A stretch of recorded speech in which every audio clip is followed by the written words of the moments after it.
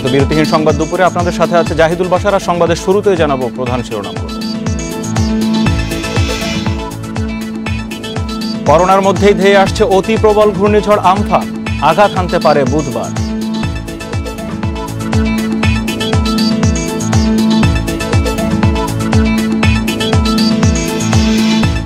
Corona সংক্রমণের ঝুঁকিতে ঈদের আগে বাড়ি ফিরছে মানুষ, সড়ক ফেরিঘাটে ভিড়।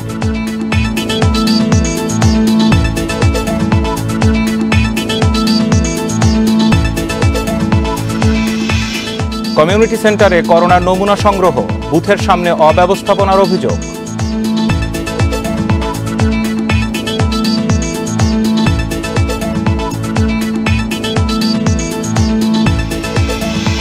রোহিঙ্গা শিবিরে মানা হচ্ছে না করোনা সতর্কতা, সংক্রমণের ঘটনায় স্থানীয়দের উদ্বেগ।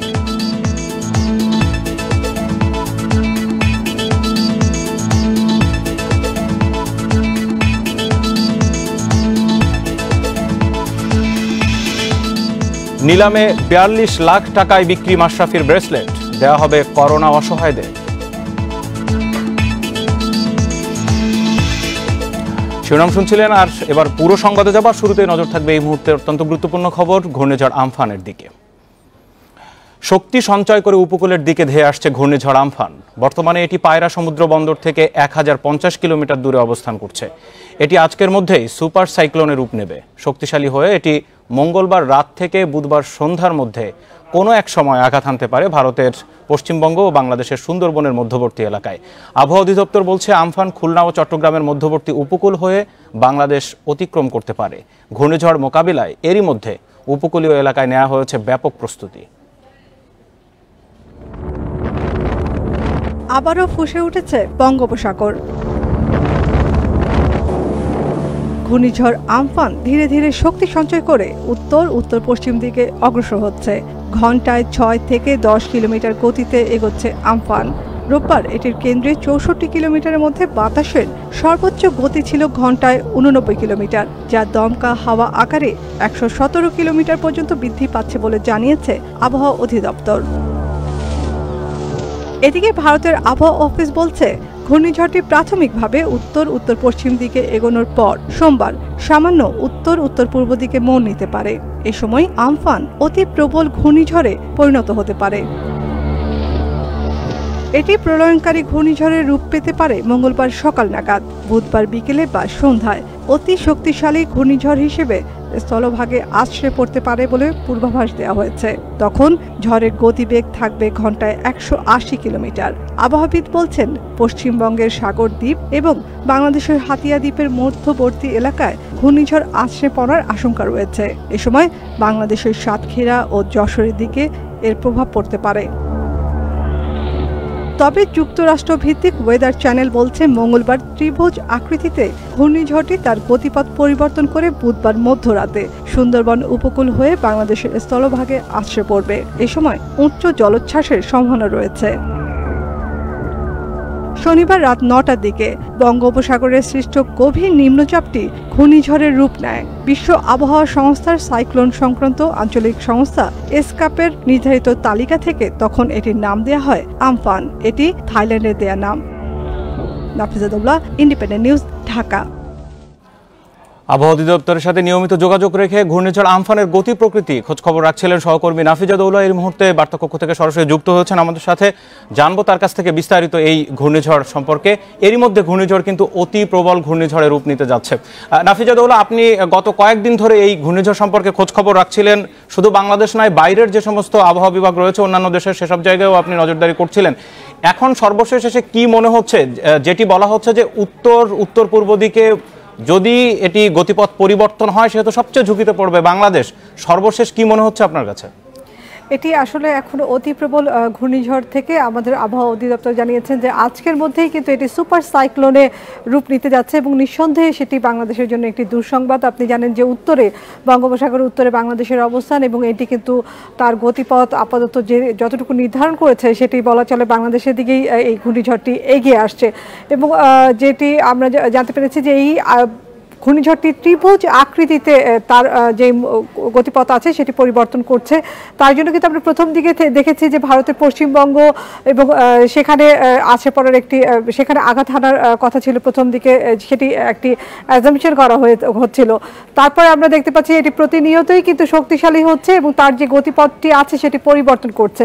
এবং আমরা যদি এর আগে দেখি যে গত বছরের মে মাসেও কিন্তু ফোনি আঘাত এনেছিল বাংলাদেশ এবং ভারতের পশ্চিমবঙ্গে, এবং সেটি কিন্তু উড়িষ্যারে গিয়ে আঘাত হানার পরে বাংলাদেশে যখন এসেছে তখন তার গতিপথ খুবই দুর্বল ছিল এবং যখন আঘাত হানে সেটি একদম 80 কিলোমিটার বেগে ছিল। তবে আমরা এটি এখন নিঃসন্দেহে এটি একটি দুঃসংবাদ বা ভয়ঙ্কর সংবাদই বলা চলে, যে এটি কিন্তু কিলোমিটার আমরা যেটি দেখতে পাচ্ছি কেন্দ্রতে 84 কিলোমিটার এবং যেটি দমকা হাওয়া বা ঝড়ো হাওয়া বলি সেটি কিন্তু 210 থেকে 220 কিলোমিটার বেগে অতিক্রম বা বাড়তে পারে বলে জানিয়েছে আবহাওয়া অফিস। তো নিঃসন্দেহে সেটি 220 থেকে 265 মধ্যে কিলোমিটার মধ্যে চলে গেলে আমি এই জায়গায় একটু আসতে চাই, সেটি হচ্ছে ঝড়ের তো দুটি গতিবেগ থাকে। একটি হচ্ছে যেটি আপনি বলছিলেন যে কেন্দ্রের ভিতরে অর্থাৎ 80 কিলোমিটার ব্যাসের ভেতরে যে ঝড়ের আবহটা, তার ভিতরে যেটি গতকালকে ছিল 70 কিলোমিটার, সেখান থেকে আজকে আপনি যেমনটি বলছিলেন যে বাতাসের গতিবেগ বেড়ে 200 থেকে 220-এর মধ্যে ঘোরাফেরা করছে। কিন্তু এই যে পুরো ঝড়ের যে আবহ, এটি সরাসরি এটি এগোচ্ছে কত কিলোমিটার বেগে, মানে বাংলাদেশ যদি এগিয়ে আসছে কত কিলোমিটার বেগে? একই প্রশ্ন বাসার, আপনার যেইভাবে এই প্রশ্নটি এসেছে আমারও কিন্তু সেইভাবে প্রশ্ন এসেছে। আমরা আবহাওয়া অধিদপ্তরের সাথে কিছুক্ষণ আগেও যোগাযোগ করেছি, তারা বলছেন এই ঘূর্ণিঝড়টি আপনি জানেন যে পায়রা বন্দর, বাংলাদেশের পায়রা সমুদ্র বন্দর থেকে 1050 কিলোমিটার দূরে আছে। সাধারণভাবে বঙ্গোপসাগর বা সমুদ্রের যেই উপকূল থেকে 500 কিলোমিটারের মধ্যে যদি ঘূর্ণিঝড় প্রবেশ না করে সেক্ষেত্রে তার গতিপথ, তিনি কোন এই ঘূর্ণিঝড়টি কোন পথে এগোবে, কোন জেলাগুলোতে ক্ষতিগ্রস্ত করবে সেটির ব্যাপারে কোনো ধারণা কিন্তু করা সম্ভব না 500 কিলোমিটারের মধ্যে না আসা গেলে। এবং 500 কিলোমিটারের মধ্যে ঘূর্ণিঝড়টি অনুপ্রবেশ করার পরেই কিন্তু বাংলাদেশের পক্ষ থেকে, বাংলাদেশ আবহাওয়া অধিদপ্তরের পক্ষ থেকে তার গতিবেগ জানানো হবে, সেটির সম্ভাব্য গতিপথ, তার কিলোমিটার কত বেগে ধেয়ে আসছে, সেই সব যেই ক্যালকুলেশনগুলো আছে, পরিসংখ্যানগুলো আছে সেগুলো তুলে ধরা হবে। ইতিমধ্যে কিন্তু সেটির কোনো আভাস আমরা দেখতে পাচ্ছি না। নাফিজা, এটি যেহেতু মে মাসেই কিন্তু বিশেষ করে আপনি যে এলাকার কথা বলছেন, একেবারে সুন্দরবনের এলাকা, সাতক্ষীরা, খুলনা, বাগেরহাট, পটুয়াখালী, পিরোজপুর, এই এলাকার উপর দিয়ে খুবই ভয়ঙ্করী একটি ঘূর্ণিঝড় ছিল, সেটি হচ্ছে আইলা। তো আইলায় যেটি দেখা গেছে যে বাতাসের থেকে জলোচ্ছ্বাসে বেশি ক্ষতিগ্রস্ত হয়েছিলেন স্থানীয়রা, এবার কি আশঙ্কা করা হচ্ছে? এবারও একইভাবে যেটি আশঙ্কা করা হচ্ছে, আমরা যদি দেখি বিভিন্ন স্যাটেলাইট, আপনি জানেন যে বিশ্বের বিভিন্ন দেশ বিভিন্ন স্যাটেলাইট কাজ করছে। যুক্তরাষ্ট্রের যেই স্যাটেলাইটটি আছে তার যেই তথ্যগুলো আছে এই ঘূর্ণিঝড় আমফান সম্পর্কে সেটি আমরা দেখতে পাচ্ছি, এবং তাদের যেই অ্যাজাম্পশনটি আছে সেটি কিন্তু বলা চলে যে খুব ধারণার কাছাকাছি তারা যাচ্ছেন, এবং সেখানে বলা হচ্ছে উচ্চ জলোচ্ছ্বাস বা প্রবল জলোচ্ছ্বাসের একটি সম্ভাবনা তারা দেখতে পাচ্ছেন। কারণ আপনি যেটি বলছিলাম যে প্রবল বেগে এবং প্রবল ব্যাস নিয়ে কিন্তু এটি এগিয়ে আসছে, যতটা ব্যাস নিয়ে এটি এগিয়ে আসবে তত পরিমাণে কিন্তু জলোচ্ছ্বাসের একটি সম্ভাবনা আছে, যেটি বলা হচ্ছে জলোচ্ছ্বাসের পাশাপাশি ঝড় এবং বজ্রপাতের আশঙ্কা তারা দেখছেন, এবং এটিকে কিন্তু প্রাণঘাতী হতে পারে বলেও। একদম ছোট করে জেনে নেব আমরা, এরপরেই বিভিন্ন উপকূলীয় এলাকায় যাব, সেখানকার পরিস্থিতি একটু জানতে চাবো। এখন পর্যন্ত 4 নম্বর স্থানীয় হুঁশিয়ারি সংকেত চলছে। আজকের মধ্যে যা গতি প্রকৃতি, আজকের মধ্যে কি সংকেত বাড়তে পারে? নিঃসন্দেহে আমরা কিন্তু আবহাওয়া অধিদপ্তরের সাথে কথা বলেছি, তারা একটি বৈঠক করছেন। এই সংকেত যেটি আছে বিপদসীমা সংকেত, সেটি কিন্তু 6 থেকে 7। নাফিজুদ্দৌলা, আপনাকে অনেক ধন্যবাদ। এতক্ষণ ঝড়ের গতি প্রকৃতি এবং সর্বশেষ পরিস্থিতি আমাদেরকে জানাচ্ছিলেন বার্তা কক্ষ থেকে। আমরা এবার সরাসরি একটু যেতে চাই বরিশাল এবং খুলনায় উপকূলীয় এলাকাগুলোতে কি ধরনের প্রস্তুতি নেওয়া হচ্ছে এই মুহূর্তে, একেবারে উপকূলের কি পরিস্থিতি সরাসরি জানবো। বরিশাল থেকে রয়েছেন সহকর্মী মুরাদ আহমেদ। মুরাদ, বরিশালের সর্বশেষ কি পরিস্থিতি এই মুহূর্তে? আপনি খুব সম্ভবত নদী পাড়ে রয়েছেন, বরিশালের নৌ যোগাযোগ সহ একেবারে উপকূলের, বিশেষ করে আপনার কাছ থেকে পটুয়াখালী, বরগুনা, ভোলা এই পুরো এলাকার চিত্র একটু জানতে চাইবো, কি ব্যবস্থা নিচ্ছে প্রশাসন?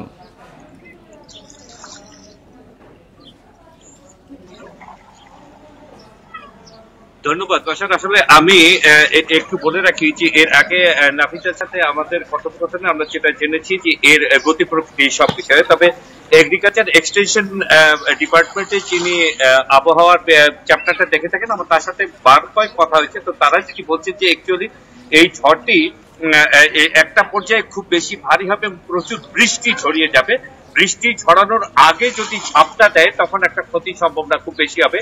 আর বৃষ্টির পর যদি ঝাপটাটি আসে সেক্ষেত্রে জলোচ্ছ্বাসের একটা বড় সম্ভাবনা থেকে যায়। সেক্ষেত্রে তারা টার্গেট সুন্দরবন সাতক্ষীরা এই অঞ্চলকে করে রেখেছে। আমি একটা কথা বলি, আমি এখন দাঁড়িয়ে আছি বরিশালের কীর্তনখোলা নদী পাড়ে। আপনি দেখুন যে বরিশাল কীর্তনখোলা নদী পাড়ে আমার বাম দিকটায় সেখানটায় রয়েছে কোস্টগার্ড, বিআইডব্লিউটিএ এবং পুলিশ, রিভার পুলিশ, তাদের সমস্ত নৌযানগুলোকে স্ট্যান্ড বাই রাখা হয়েছে। এর পরপরই আমরা যদি দেখি, আমরা চলে যাচ্ছি ডানে যদি আমরা দেখি বিআইডব্লিউটিএ জাহাজ, উদ্ধারকারী জাহাজ নির্ভীকের সমস্ত মানে প্রস্তুতি কাজ, অর্থাৎ একটি অপারেশন যাওয়ার পূর্বে যে প্রস্তুতি কাজগুলো করা হয়ে থাকে সেগুলো সব হয়ে গেছে, এটিকে স্ট্যান্ড বাই রাখা হচ্ছে। তার ঠিক পাশেই আমরা দেখতে পাচ্ছি নৌবাহিনীর একটি জাহাজ রয়েছে। অর্থাৎ একটি ঝড় আসছে এবং এই ঝড়কে মোকাবেলা করার জন্য বা ঝড় পরবর্তীতে ক্ষয়ক্ষতিকে কমিয়ে আনার জন্য যে প্রচেষ্টা চালানো দরকার সেটি হয়েছে। এটি বরিশাল, পটুয়াখালী বা বরগুনা প্রত্যেকটি জায়গায় একই অবস্থা হচ্ছে। সবচেয়ে বড় কথা হচ্ছে সব জায়গায় শিক্ষা প্রতিষ্ঠানগুলোকে কিন্তু অ্যাড করে দেওয়া হয়েছে আপনার আশ্রয় কেন্দ্রের সাথে, এবং সেখানে ইতিমধ্যে একটি বিষয় স্পষ্ট যে এবারে আসলে ত্রাণের কোনো ঘাটতি নেই, যেহেতু করোনার একটি বড় ধরনের চালান প্রত্যেক ডিসির কাছে রয়ে গেছে। তো সেটিকেও তারা স্ট্যান্ড বাই রেখে দিয়েছেন যে ত্রাণ কাজে এটিকে ব্যবহার করার জন্য, এবং শিক্ষা প্রতিষ্ঠানগুলোকে সেভাবে সাজানো হচ্ছে। সর্বোপরি যে কথাটি আরো একটু বলতে চাই বাসার, দেখুন যে প্রত্যেকবার ঝড়ের আগে এর একটা বা ঝড়ের দুদিন আগে হলো আমরা কোস্টাল এলাকার মানুষগুলো আমরা কিন্তু প্রচন্ড সিমটম পেয়ে থাকি, কিন্তু এই নদী পাড়ে দাঁড়িয়ে আমরা দাঁড়িয়ে থাকতে পারতাম না। যে জায়গাটায় দাঁড়িয়েছি এখানটায় প্রচুর বাতাস আসতো এবং আমাদেরকে এক জায়গায় স্ট্যান্ড হয়ে থাকাটা খুব কঠিন হতো। আজকে কিন্তু তেমন কোনো কিছু নেই। নদীতে কোনো জলযান গেলে তাহলে ঢেউ আছে, তাহলে নদীতেও ঢেউ নেই। এগুলো কিন্তু ভয়ানক কোনো কিছুর একটা। মুরাদ, আপনাকে অনেক ধন্যবাদ। আমরা এবার আপনার কীর্তনখোলার পাড় থেকে আমরা একটু রূপসার পাড়ে যেতে চাই। সেখান থেকে খুলনা থেকে আমাদের সাথে যুক্ত হয়েছেন সহকর্মী শামীমুজ্জামান। একটু জানতে চাইবো শামীম, খুলনার সবচেয়ে প্রত্যন্ত এলাকা যদি ঝড় আঘাত করে সেক্ষেত্রে সবচেয়ে বেশি ক্ষতিগ্রস্ত হবে কয়রা, দাকোপ, পশুর নদীর আশপাশ এইসব এলাকায় যারা রয়েছে তারা, শিবসার আশপাশের যেসব লোকজন, তাদেরকে কি সরিয়ে নেওয়া শুরু হয়েছে? কতটা প্রস্তুত এলাকার সাইক্লোন শেল্টারগুলো? না, এখনো কিন্তু আসলে সরিয়ে নেওয়া শুরু হয়নি।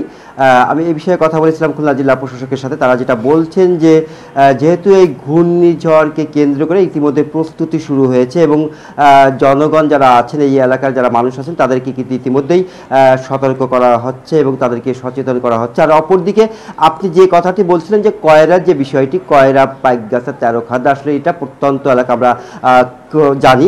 এবং আরেকটা কথা বলে রাখি, খুলনা জেলাতে কিন্তু সব মিলিয়ে যে ভেড়িবাঁধ রয়েছে 994 কিলোমিটার। এর মধ্যে যে ঝুঁকিপূর্ণ, অধিকতর ঝুঁকিপূর্ণ যেটা, সেটা হচ্ছে প্রায় 12 কিলোমিটার। এবং এর মধ্যে সবচেয়ে যে ঝুঁকিপূর্ণ যে ভেড়িবাঁধ সেটা হচ্ছে কয়রা এলাকা। তার কয়রার উত্তর বেতকাশি, দক্ষিণ বেতকাশি এই এলাকাটা নিয়ে। এবং এই এলাকায় যে ভেড়িবাঁধ রয়েছে সেই ভেড়িবাঁধ কিন্তু ইতিমধ্যেই যে সংস্কারের যে উদ্যোগ নিয়েছে পানি উন্নয়ন বোর্ড। আমি কথা বলেছিলাম পানি উন্নয়ন বোর্ডের যে দায়িত্বশীল কর্মকর্তারা রয়েছেন তাদের সাথে। তারা যেটা বলছেন যে গতকাল থেকেই কিন্তু এই এলাকায় যে অধিকতর যে ঝুঁকিপূর্ণ যে ভেড়িবাঁধটা রয়েছে সেই ভেড়িবাঁধ কিন্তু গতকাল থেকেই সংস্কার করা হচ্ছে। এবং আর একটা কথা তারা যেটা বলছেন, এখনও কিন্তু যে নদ নদীর পানি কিন্তু স্বাভাবিক পর্যায়ে রয়েছে, অর্থাৎ যে নদীর যে পানি প্রবাহ যেটা আছে সেটা স্বাভাবিক, এখনো পর্যন্ত আসলে আতঙ্কিত হওয়ার কিছু নেই।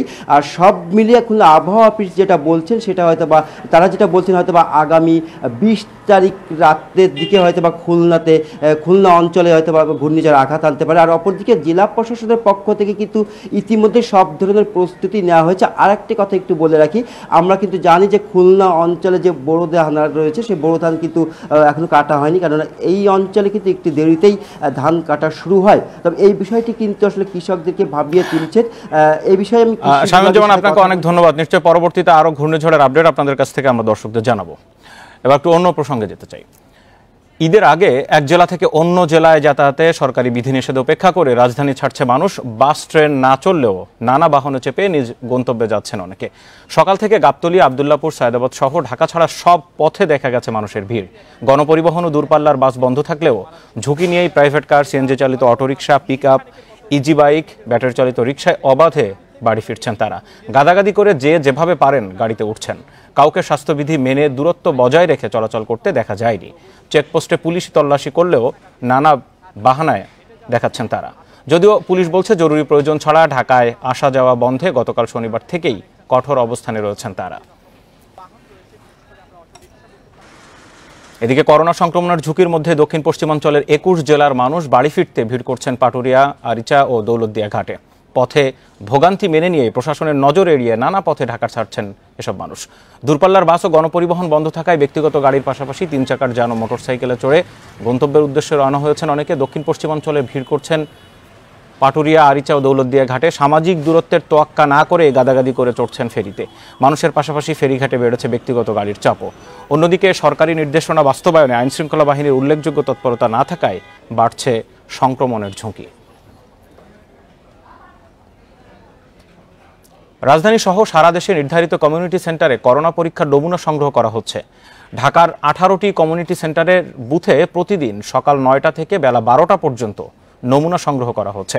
বুথে রাখা নির্ধারিত ফর্ম পূরণ করার পর চেকলিস্ট অনুযায়ী নির্বাচিত রোগীদেরই নমুনা সংগ্রহ করা হয় বলে জানিয়েছে কর্তৃপক্ষ। সকাল থেকে নমুনা দিতে বুথের সামনে ছিল ভিড়। তাদের অনেকেই মানছেন না শারীরিক দূরত্ব। নমুনা দিতে এসে নানা অব্যবস্থাপনার অভিযোগও করছেন কেউ কেউ। প্রয়োজনের তুলনায় কম নমুনা সংগ্রহের পাশাপাশি টোকেন বিতরণ, ফর্ম দেওয়া হচ্ছে কোথায়, এসব নিয়ে সঠিক নির্দেশনা নেই বলছেন আগতরা। এদিকে প্রতিদিন 80টি করে নমুনা সংগ্রহের কথা থাকলেও এসব বুথে নেওয়া হচ্ছে সর্বোচ্চ 30টি পর্যন্ত। নমুনা পরীক্ষার কিট কম আসায় এই সমস্যা হচ্ছে বলে জানিয়েছে কর্তৃপক্ষ।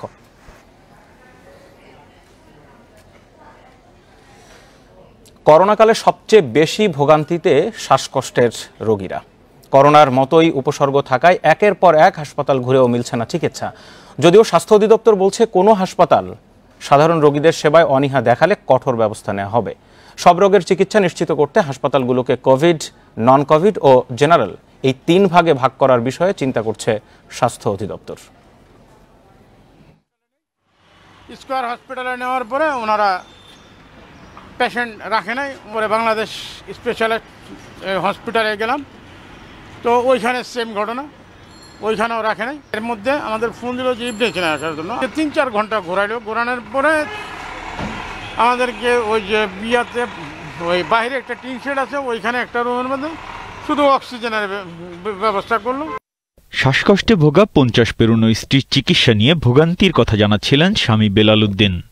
অনেক চেষ্টার পর রিজেন্ট হাসপাতালে ভর্তি হলেও আইসিইউ ব্যবস্থা ভালো না থাকায় সেখানেও পাননি চিকিৎসা। পরে করোনা টেস্টের রিপোর্ট পজিটিভ আসায় নানা চেষ্টা তদবির শেষে ঠাঁই হয় কুর্মিটোলা জেনারেল হাসপাতালে। শ্বাসকষ্টের সমস্যায় ভোগা 63 বছরের আরেক রোগী নীলুফা বেগম দীর্ঘদিন ধরে নিয়মিত চিকিৎসা নেন বাংলাদেশ স্পেশালাইজড হাসপাতালে। করোনাকালে শ্বাসকষ্ট বাড়ায় পরিচিত হাসপাতালেও তিনি চিকিৎসা পাননি। আরও 2 হাসপাতাল ঘুরে শেষ পর্যন্ত ভর্তি হন কুর্মিটোলা জেনারেল হাসপাতালে। তবে অব্যবস্থাপনায় ভীত হয়ে সেখান থেকেও বেরিয়ে আসেন তিনি।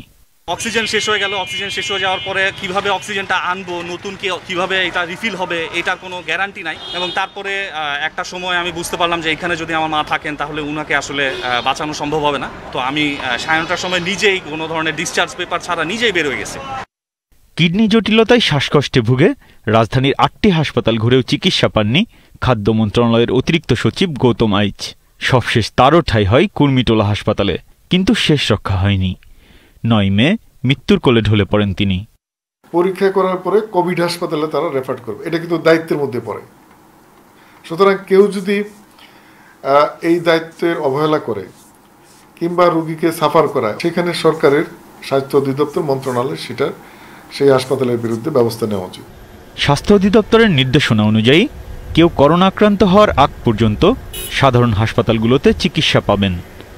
কোনো হাসপাতাল সাধারণ রোগীদের চিকিৎসা দিতে অনীহা দেখালে তাদের বিরুদ্ধে আইনানুগ ব্যবস্থা নেওয়া হবে। হাসপাতালগুলোকে 3টে স্তরে ভাগ করা, কোভিড, নন কোভিড এবং জেনারেল পেশেন্ট রাখার জন্য একটা হাসপাতাল, কিন্তু সেটা আমাদের পরিকল্পনার মধ্যে রয়েছে, সেটা দেখা যায়। কিন্তু আপাতত কিন্তু আমাদের ব্যবস্থাপনা যা আছে সেখানে কিন্তু কেউ কিন্তু পেশেন্ট ফিরিয়ে দিবে না। আইন না মানলে কিন্তু স্বাস্থ্য ব্যবস্থাপনা কিন্তু আছে, সবাইকে রাখতে হবে। যখন পজিটিভ হবে তখন পজিটিভ হাসপাতালে ভর্তি হবে তারা।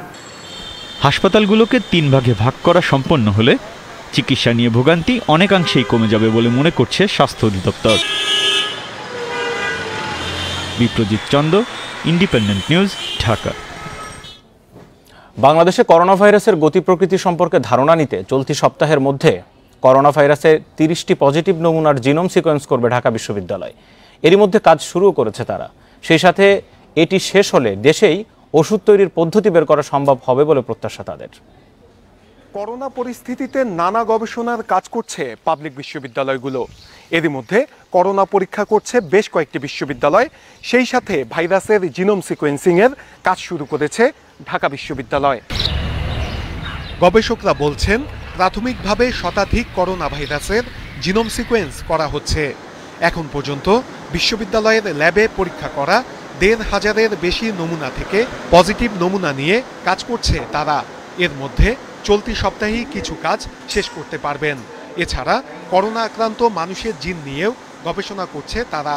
আক্রান্ত এক একজনের উপসর্গ ভিন্ন ভিন্ন হচ্ছে কেন সেটিও বের করা সম্ভব হবে। এটা মূলত দুটো কারণে হতে পারে। একটা হচ্ছে এপিজেনেটিক ফ্যাক্টর বা পরিবেশগত বিষয় হতে পারে, আরেকটা হতে পারে সেই ব্যক্তির জেনেটিক বৈশিষ্ট্যের কারণে।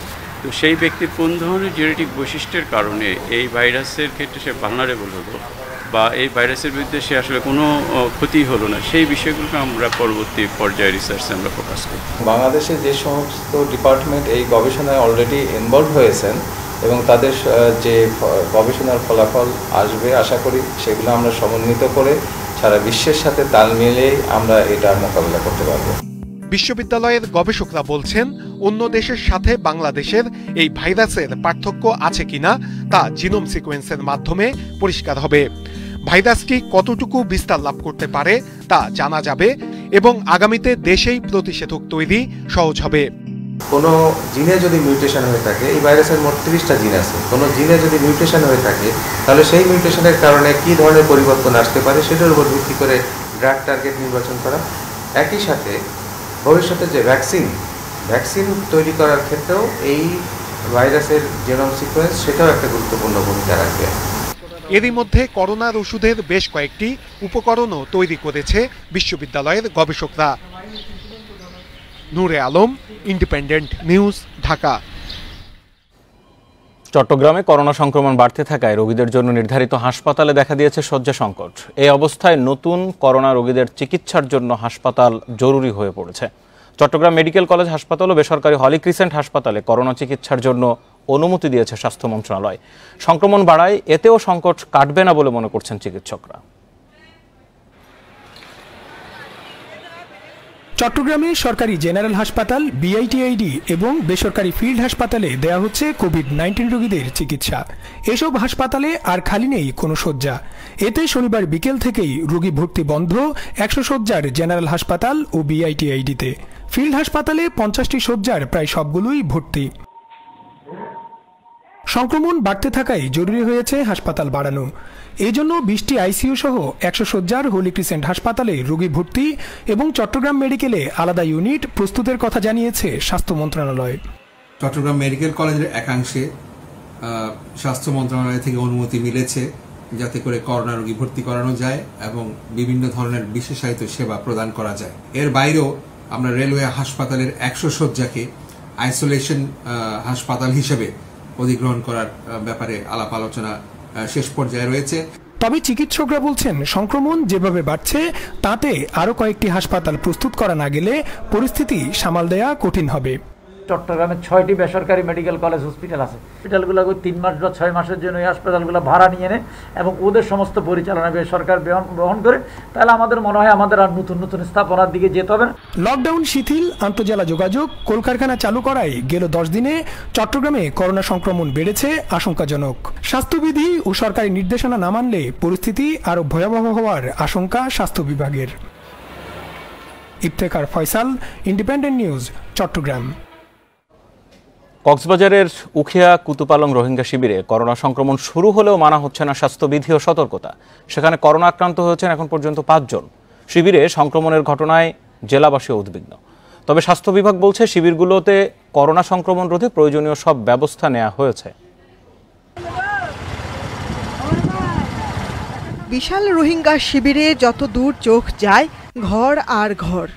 এক একটি ঘরে বাস করে 6 থেকে 10 জনের পরিবার। এসব শিবিরে করোনা সংক্রমণের খবরে সামাজিক দূরত্ব বজায় রাখার বিষয়টি মানা হচ্ছে না মোটেই। ক্যাম্প এলাকায় ইচ্ছেমতো ঘোরাফেরা করছে মানুষ। ছোট বড় অনেকে জড়ো হয়ে খোশ গল্প করতেও দেখা যায়। সরকার আমাদের সচেতন হতে বললেও আমরা তা মানতে পারছি না, কারণ গরমের মধ্যে ত্রিপলের ঘরে সারাদিন বসে থাকা কঠিন। রাস্তায় বের হলে পুলিশ ধাওয়া দেয়। কিছু মানুষের শরীরে করোনা ভাইরাস পাওয়া গেছে বলে শুনেছি। আমরা এটি থেকে বাঁচার জন্য হাত পা ধুয়ে মাস্ক পরে বাঁচার চেষ্টা করছি। জাতিসংঘ শরণার্থী বিষয়ক সংস্থা UNHCR বলছে আক্রান্তদের জন্য প্রয়োজনীয় ব্যবস্থা নেওয়া হচ্ছে।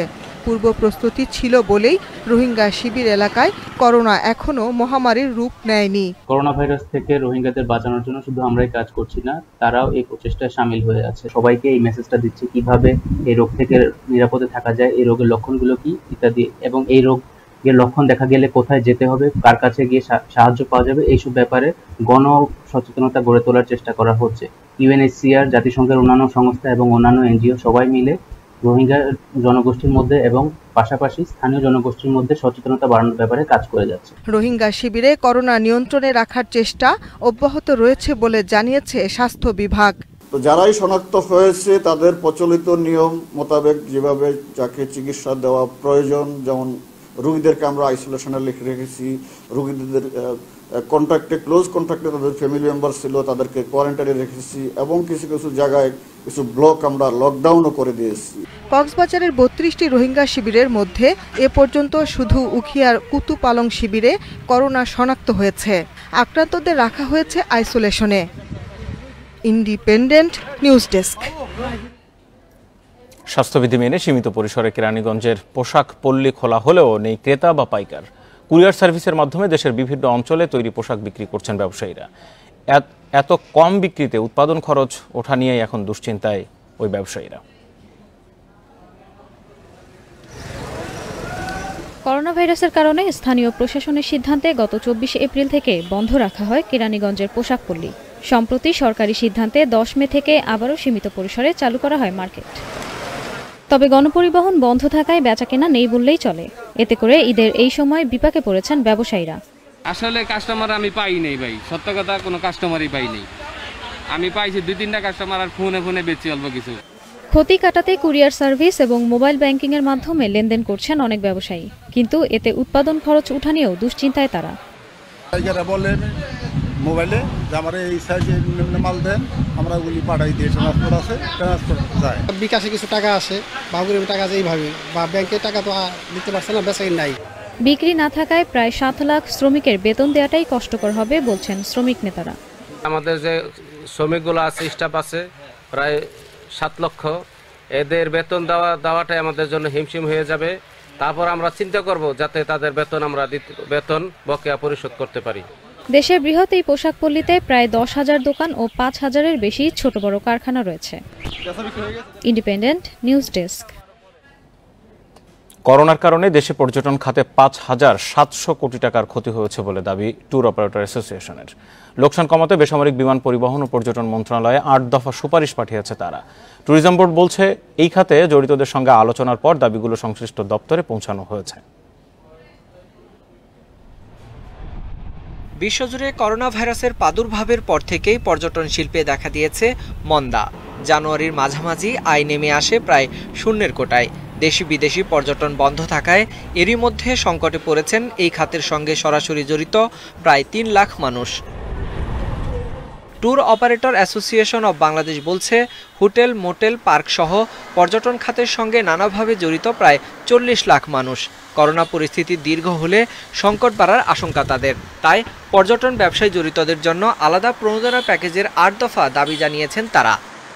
আমরা যে সরকারকে যে বৈদেশিক মুদ্রা অর্জনে সাহায্য করে থাকি, যে বাংলাদেশ জিডিপিতে আমরা পর্যটন শিল্প 4.7% কন্ট্রিবিউশন, আমাদের এমপ্লয়মেন্ট জেনারেটে আমরা পর্যটন শিল্প অনেক সিংহভাগ দাবিদার। সেই কারণে সরকার যদি আমাদের অতীত কর্মকাণ্ডের অধিক বৈদেশিক মুদ্রার থেকে কিঞ্চিত পরিমাণে যদি আমাদের ইনসেন্টিভ সরকার আমাদেরকে দিতেন। পর্যটনের লোকসান কমাতে প্রয়োজনীয় ব্যবস্থা নেওয়ার আশ্বাস দিয়েছে ট্যুরিজম বোর্ড। সেই সঙ্গে পর্যটনের কর্মীদের চাকরি থেকে ছাঁটাই না করার অনুরোধ তাদের। এই সেক্টরটার যে লস অ্যান্ড ড্যামেজ যেটাকে বলছি আমরা, এটা আমরা নির্ণয় করতে সক্ষম হই, নির্ণয় করার পরে আমাদের পক্ষ থেকে যেটা হয়, ওনাদের সঙ্গে একাধিকবার অসংখ্যবার আমরা মিটিং করেছি রিপোর্ট আকারে। আমরা আমাদের যে সংশ্লিষ্ট মন্ত্রণালয় ministry of civil aviation and tourism, আমরা সেখানে রিপোর্টটা আমরা দাখিল করেছি। করোনার সময়ে পর্যটন খাতের প্রান্তিক কর্মীদের সামাজিক নিরাপত্তার আওতায় আনা হয়েছে বলেও দাবি ট্যুরিজম বোর্ডের। Sohel Rana, independent news, Dhaka. করোনার কারণে অর্থনীতি চাপে থাকায় আগামী অর্থ বছরের বাজেটে মেট্রো রেল সহ শীর্ষে থাকা 5 মেগা প্রকল্পে বরাদ্দ কমছে। 7টি মেগা প্রকল্পে 34,266 কোটি টাকা বরাদ্দ রাখা হয়েছে উন্নয়ন বাজেটে। পরিকল্পনা কমিশন বলছে, বাস্তবায়ন সক্ষমতা বিবেচনায় নিয়ে এই বরাদ্দ প্রস্তাব করা হয়েছে। তবে বরাদ্দ কমলেও নির্মাণ কাজে কোনো সমস্যা হবে না বলে জানিয়েছে কমিশন। করোনা পরিস্থিতিতে বর্তমানে মেট্রো রেল প্রকল্পের রাস্তার কাজ থেমে থাকলেও সীমিত আকারে কাজ চলছে এর ডিপো ও গাজীপুরের কারখানায়। এপ্রিল পর্যন্ত মেট্রো রেল প্রকল্পের কাজের অগ্রগতি 45%। দৈনিক সংবাদ বুলেটিন কোভিড-19 দেখছেন এবং শুনছেন। আসসালামু আলাইকুম। আমি অধ্যাপক ডাক্তার নাসিমা সুলতানা, অতিরিক্ত মহাপরিচালক প্রশাসন। প্রতিদিন আপনাদের সামনে কোভিড-19 বিষয়ক তথ্য নিয়ে হাজির হই। আজকেও হাজির হয়েছি। আজকে 18 মে 2020, 4 জ্যৈষ্ঠ 1427 এবং 24 রমজান 1441। তথ্য দেওয়ার আগে আমি একটি বিষয়ে সবাইকে সতর্ক করতে চাই এবং সচেতন করতে চাই, সেটা হলো ধূমপান বিষয়ে। আগামী 31 মে বিশ্ব তামাক মুক্ত দিবস।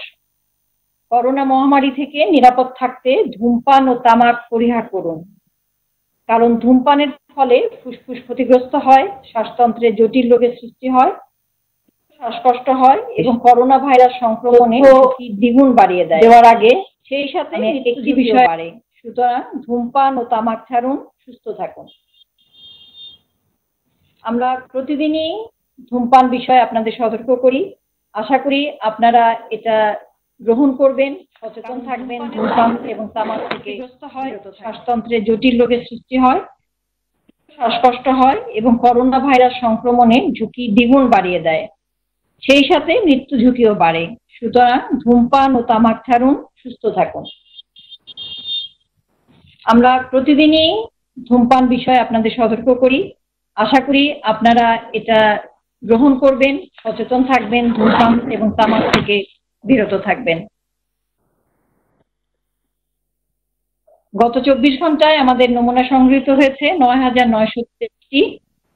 পরীক্ষা হয়েছে আগের দিনের নমুনা সহ 9,788টি। এ পর্যন্ত নমুনা পরীক্ষা 1,85,196টি। গত 24 ঘন্টায় শনাক্ত হয়েছে 1,602টি। এ পর্যন্ত 23,870টি। গত 24 ঘন্টায় মৃত্যুবরণ করেছেন 21 জন। এ পর্যন্ত 349 জন। গত 24 ঘন্টায় সুস্থ হয়েছেন 212 জন এবং এ পর্যন্ত 4,585 জন।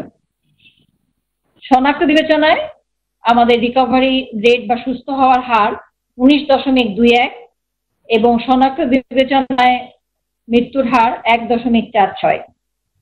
আমরা এবার একটু মৃত্যুর বিশ্লেষণে আসব। 21 জনের মধ্যে 17 জন পুরুষ, 4 জন নারী। ঢাকা ডিভিশনে 12 জন, চট্টগ্রাম ডিভিশনে 7 জন, সিলেট ডিভিশনে 1 জন, রাজশাহী ডিভিশনে 1 জন। এর মধ্যে হাসপাতালে ব্রড ডেথ আছে 2 জন, হসপিটালে মারা গেছেন 15 জন এবং বাসায় মারা গেছেন 4 জন। ঢাকা ডিভিশনের গুলি যদি আমরা দেখি, তাহলে ঢাকা সিটিতে 6টি, ঢাকায় 2টি, গোপালগঞ্জ 1 জন, মুন্সিগঞ্জ 1 জন, টাঙ্গাইল 1 জন, মানিকগঞ্জ 1 জন, নোয়াখালী 1 জন, চট্টগ্রামে 2 জন, কুমিল্লা চট্টগ্রাম সিটি কর্পোরেশনে 2 জন, কুমিল্লা 1 জন, ফেনী 2 জন, সিলেট 1 জন এবং বগুড়া 1 জন। বয়স বিশ্লেষণে 31 থেকে 40 বছরের মধ্যে 2 জন, 41 থেকে 50 বছরের মধ্যে 6 জন, 51 থেকে 60 বছরের মধ্যে 8 জন, 61 থেকে 70 বছরের মধ্যে 5 জন। গত 24 ঘন্টা আইসোলেশনে এসেছেন 231 জন, ছাড় পেয়েছেন 96 জন। বর্তমানে আইসোলেশন আছেন 3,383 জন। এ পর্যন্ত ছাড় পেয়েছেন 1,700 জন। মোট আইসোলেশন শয্যা 9,134 এবং গত 24 ঘন্টায় ঢাকা মহানগরীতে 200টি আইসোলেশন শয্যা বেড়েছে। এছাড়াও প্রস্তুত চলছে অনেকগুলি আইসোলেশন শয্যা, তার মধ্যে মেডিকেল কলেজ হাসপাতালে 500টি, ময়মনসিংহ নার্সিং ডরমিটরিতে 200টি আইসোলেশন শয্যার প্রস্তুতি চলছে। ঢাকা মহানগরীতে 3100 আইসোলেশন শয্যা এবং ঢাকা সিটির বাইরে দেশের বিভিন্ন হাসপাতালে 6,034টি। এই সকল হাসপাতালে আইসিইউ সংখ্যা 339টি এবং ডায়ালিসিস ইউনিট 102টি। 24 ঘন্টায় কোয়ারেন্টাইনে 3,412 জন, ছাড় পেয়েছেন 2,741 জন। এ পর্যন্ত কোয়ারেন্টাইন 2,43,960 জন। এ পর্যন্ত ছাড় পেয়েছেন 1,93,872 জন এবং বর্তমানে কোয়ারেন্টাইনে আছেন 50,088 জন। সারা বাংলাদেশে 64 জেলার সকল উপজেলা ও জেলা পর্যায়ে প্রাতিষ্ঠানিক কোয়ারেন্টাইনের জন্য প্রস্তুত করা আছে 626টি প্রতিষ্ঠান এবং এর মাধ্যমে তাৎক্ষণিকভাবে কোয়ারেন্টাইনে সেবা প্রদান করা যায় 31,840 জনকে। ব্যক্তিগত সুরক্ষা সামগ্রী গত 24 ঘন্টায় সংগৃহীত হয়েছে 76,708টি। এ পর্যন্ত 23,28,012টি বিতরণ করা হয়েছে 24 ঘন্টায় 20,500টি এবং এ পর্যন্ত 19,36,272টি।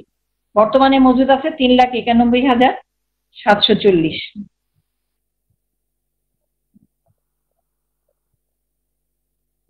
ফোন কলের মাধ্যমে ফোন কল গ্রহণ করা হয়েছে গত 24 ঘন্টায় 2,16,280টি এবং এ পর্যন্ত ফোন 60,28,753টি। গত 24 ঘন্টায় নতুন করে 12 জন চিকিৎসক এর মধ্যে যুক্ত হয়েছেন স্বেচ্ছাভিত্তিক অনলাইন সেবা দেওয়ার জন্য এবং প্রশিক্ষণের জন্য। প্রশিক্ষণে 79 জন ডাক্তার নতুন করে সংযুক্ত হয়েছে এবং এখন আমাদের প্রশিক্ষণপ্রাপ্ত চিকিৎসক আছে 16,001 জন এবং স্বেচ্ছাভিত্তিতে সেবা দিয়ে যাচ্ছেন 4,173 জন। এখানে নতুন করে সংযুক্ত হয়েছে 16 জন। স্ক্রিনিং কার্যক্রম বিমানবন্দরে গত 24 ঘন্টায় 390 জন। এ পর্যন্ত বিমানবন্দরে স্ক্রিনিং হয়েছে 3,32,213 জন। স্থলবন্দরে 24 ঘন্টায় 612 জন। এ পর্যন্ত 3,32,498 জন। সমুদ্র বন্দরে 24 ঘন্টায় 124 জন এবং এ পর্যন্ত 18,362 জন। আমাদের ক্যান্টনমেন্ট রেলওয়ে স্টেশনে পূর্বে স্ক্রিনিং হয়েছিল 7,029 জন। গত 24 ঘন্টায় সর্বমোট স্ক্রিনিং 1,126 জন এবং এ পর্যন্ত 6,90,102 জন। এই ছিল বাংলাদেশের গত 24 ঘন্টা এবং এ পর্যন্ত পরিস্থিতি। দক্ষিণ এশিয়ার দিকে দেখি, 24 ঘন্টায় শনাক্ত হয়েছে 6,536 জন এবং এ পর্যন্ত 1,34,531 জন। মৃত্যু হয়েছে 24 ঘন্টায় 150 জন, এ পর্যন্ত 4,351 জন।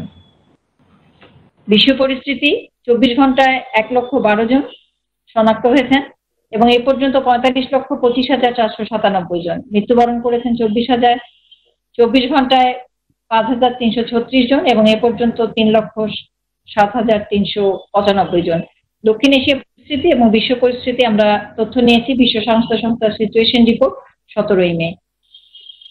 এই ছিল আমাদের হাতে সর্বশেষ তথ্য এবং এ পর্যন্ত তথ্য যা আমাদের হাতে ছিল। শেষ করার আগে আবারও বলবো, নিজের সুস্থতা নিজের হাতে। আমরা যেন নিজে সচেতন হই, সতর্ক থাকি, নিজেদেরকে সুরক্ষিত রাখি। যেগুলো স্বাস্থ্য নিয়ম প্রতিনিয়তই পত্রিকার মাধ্যমে, ইলেকট্রনিক মিডিয়ার মাধ্যমে, টেলিফোনের মাধ্যমে আমরা পেয়ে থাকি, এগুলো জন্য আমরা পালন করি। নিজে সুস্থ থাকি, পরিবার সবাইকে সুস্থ রাখি। সবাইকে অনেক ধন্যবাদ। আসসালামু আলাইকুম।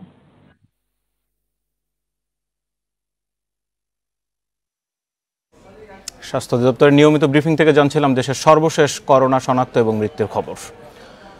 বরিশালে 11 পুলিশ সদস্যের করোনা শনাক্তের পর সতর্ক অবস্থানে আছে জেলা পুলিশ। মাঠ পর্যায়ে পুলিশ সদস্যের করোনা সংক্রমণ ঠেকাতে স্বাস্থ্যবিধি অনুসরণ বাধ্যতামূলক করা হয়েছে। পাশাপাশি আক্রান্ত পুলিশ সদস্যদের সেবা নিশ্চিতে স্থাপন করা হয়েছে আলাদা আইসোলেশন সেন্টার। করোনা স্বাস্থ্যবিধি অনুসরণের নির্দেশনা দেওয়া হয়েছে পুলিশ পরিবারের সদস্যদেরও। সারা দেশে বাড়ছে করোনা আক্রান্তের সংখ্যা। করোনা ঠেকাতে সম্মুখ যোদ্ধা হিসেবে কাজ করতে থাকা পুলিশ সদস্যদের মধ্যেও বাড়ছে সংক্রমণ। বাহিনীর সদস্যদের মধ্যে ভাইরাস সংক্রমণ ঠেকাতে বরিশাল মেট্রোপলিটন পুলিশ কেন্দ্রে স্থাপন করা হয়েছে ডিসইনফেকশন টানেল। নিরুৎসাহিত করা হচ্ছে মাস্ক, গগলস ও হ্যান্ড গ্লাভস ছাড়া দায়িত্ব পালনে। পাশাপাশি বাড়ি কিংবা ট্রেনিং থেকে কেউ ফিরলে বাধ্যতামূলক করা হয়েছে 14 দিনের কোয়ারেন্টিন। পুলিশ সদস্যের পাশাপাশি তাদের পরিবারের সদস্যদের স্বাস্থ্য পরিস্থিতিও আনা হয়েছে নিয়মিত মনিটরিংয়ের আওতায়। যে সমস্ত পুলিশ সদস্য ছুটি থেকে আসে এবং ট্রেনিং থেকে আসে তাদেরকে এখানে আমরা 14 দিন রাখি। পুলিশ স্টেশন থেকে খানা খাদ্য সবই আসে, এখানে খাওয়া দাওয়া করে এবং সুযোগ সুবিধা এবং ওই যে চিকিৎসার ঔষধপত্র যত আমার মেডিকেল থেকে দেওয়া হয়। ইনচার্জ সাব ইন্সপেক্টর স্যাররা ওনারা আমাদের এবং আমার ফ্যামিলির প্রতিদিন সকালবেলা এবং রাত্রিবেলা মনিটরিংয়ের মাধ্যমে জানতেছেন যে আমরা সুরক্ষিতভাবে আসছি কিনা এবং স্বাস্থ্যবিধির নিয়মকানুন মেনে চলছে কিনা। স্বাস্থ্যবিধি মেনে চলতে বরিশাল মেট্রোপলিটন পুলিশ সদস্যদের 10 জনের 200টি দলে ভাগ করা হয়েছে। বাহিনীর সদস্যদের করোনা সংক্রমণ রোধে সর্বোচ্চ সতর্ক থাকার কথা জানালেন বিএমপি কমিশনার। তারা একদম মানুষের কাছাকাছি থেকে ক্লোজ প্রক্সিমিটিতে থেকে কিন্তু মানুষের সেবাটা প্রদান করছে, সুতরাং তাদের স্বাস্থ্য ঝুঁকিটা আছে। আমরা যদি তাদের সুরক্ষা নিশ্চিত করতে পারি তাহলে কি তাদের মনোবল হাই থাকবে এবং তারা মাঠ পর্যায়ে কিন্তু জনগণের যে সেবাটি সেটি করতে পারবে। পুলিশ সদস্যদের মনোবল অক্ষুণ্ণ রাখতে ব্যক্তিগত সতর্কতা নিশ্চিতের প্রয়োজন কার্যকর উদ্যোগ, এমনটাই বলছেন সংশ্লিষ্টরা। Independent news desk. করোনা আক্রান্ত মানুষের সাহায্যার্থে নিলামে ওঠা মাশরাফি বিন মুর্তজার ব্রেসলেট বিক্রি হলো 42 লাখ টাকায়। পরে ক্রেতা বিএলএফসি এর কাছ থেকে এই ব্রেসলেট আবার উপহারও পেয়েছেন নড়াইল এক্সপ্রেস। এখান থেকে প্রাপ্ত অর্থ নড়াইল সহ দেশের বিভিন্ন স্থানে করোনা দুর্গতদের সহায়তায় খরচ করা হবে। ফেসবুক লাইভে নিলাম হয়, সেখানে মাশরাফি সহ অতিথি হয়েছিলেন ওয়ানডে অধিনায়ক তামিম ইকবালও। সীমাবদ্ধতার মাঝেও বুক চিতিয়ে লড়তে শিখিয়েছেন তিনি। মাশরাফি এক অনুভূতি, অনুপ্রেরণা। তার জনপ্রিয়তাও তাই আকাশ ছোঁয়া। 18 বছরে চোটের সঙ্গে যুদ্ধ, চড়াই উতরাই আর বদলে যাওয়ার গল্পে সঙ্গী তার রূপালী ব্রেসলেট, যাতে খোদাই করে লেখা নিজের নাম। করোনা ফান্ড গঠনে প্রিয় ব্রেসলেটটাই নিলামে তোলেন মাশরাফি। অকশন ফর অ্যাকশন পেজে 5 লাখ টাকা ভিত্তিমূল্যের ব্রেসলেটের দাম। রোববার সন্ধ্যাতেই ছাড়িয়ে যায় কয়েক গুণ, রাতে সেটা পৌঁছে যায় 40 লাখে। আমি অফিসিয়ালি বিডটা ক্লোজ করে দিচ্ছি। এখন পর্যন্ত 1 ঘন্টার মধ্যে হাইয়েস্ট প্রাইস এসেছে 40 লক্ষ টাকা। ম্যাশের লম্বা সময়ের সঙ্গী প্রিয় ব্রেসলেট ভিত্তিমূল্যের 8 গুণ বেশিতে কিনে নেয় Bangladesh leasing and finance association BLFCA। This is a souvenir. এই যে এই ব্রেসলেটটা, এইটার দাম কোনোভাবেই হয় না, দিস ইজ প্রাইসলেস। তো আমরা খুব খুশি যে আমরা 40 লাখ টাকা যে আর্থিক প্রতিষ্ঠানগুলোর অ্যাসোসিয়েশন থেকে বিড করেছি। আর সাথে সাথে আইপিডিসির সাথে একটা মানে অকশন ফর অ্যাকশনের একটা সমঝোতা আছে যে 10টা আইটেম পর্যন্ত আমরা 5% করে আবার এডিশনাল দিব। সো 40 প্লাস এখানে আরো 5% 2 লাখ, সো টোটাল 42 লাখ টাকা হচ্ছে এই ব্রেসলেটটার জন্য। আমি এটা অলরেডি আপনার জন্য খুলে ফেলেছি হাত থেকে। দিস ইজ ফর ইউ ইনশাআল্লাহ।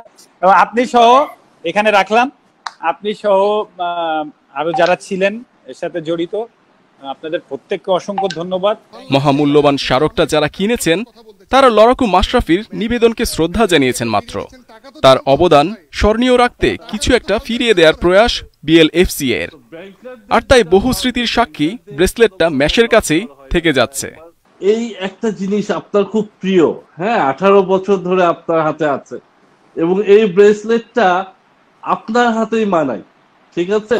সো আমরা চাই যে আমাদের যে আর্থিক প্রতিষ্ঠানগুলো সংগঠন এই ব্রেসলেটটা আপনাকে উপহার দিতে চাই। মমিন ভাই একটু মজা করি, ব্যাংকাররা কি মানে বিয়ের সময় একবারই কবুল তো? এক্স্যাক্টলি, ওইটা চিন্তা দেখেন যে ওই সময় অনেক চিন্তা ভাবনা করে, বাট কবুল ইজ কবুল। লাইভে হঠাৎ যুক্ত হন তামিম। বর্তমান সাবেক অধিনায়কের কথায় বিনোদন মিলেছে। আর ইকবাল খান, How are you, brother? I'm good. How are you? ভালো ভালো। বাসার সব তো বিক্রি করে দিচ্ছেন আপনারা, কি শুরু করলেন? তোরগুলা জমায় রাখ। জমায় রাখছি, এই আপনাদের তোর অনেক 100 তো। অকশন ফর অ্যাকশন পেজের সাকিবের 2019 বিশ্বকাপের ব্যাট বিক্রি হয়েছিল 20 লাখ টাকায়। তার দ্বিগুণ দামে বিক্রি হলো মাশরাফির ব্রেসলেট। এই অর্থ করোনার বিরুদ্ধে লড়াইয়ে খরচ হবে, তাতে হয়তো দুস্থ অসহায়দের মুখে হাসি ফুটবে। ওটাই তো এই উদ্যোগের সার্থকতা। Mohammad Nazim, independent news. এবং এই খবরের সাথে সাথে শেষ করছি এখনকার বিরতিহীন সংবাদ দুপুরের আয়োজন। এতক্ষণ সাথে থাকার জন্য ধন্যবাদ সবাইকে। ফেসবুক, ইউটিউব এবং টুইটারে চোখ রাখুন সংবাদের আরো বিস্তারিত।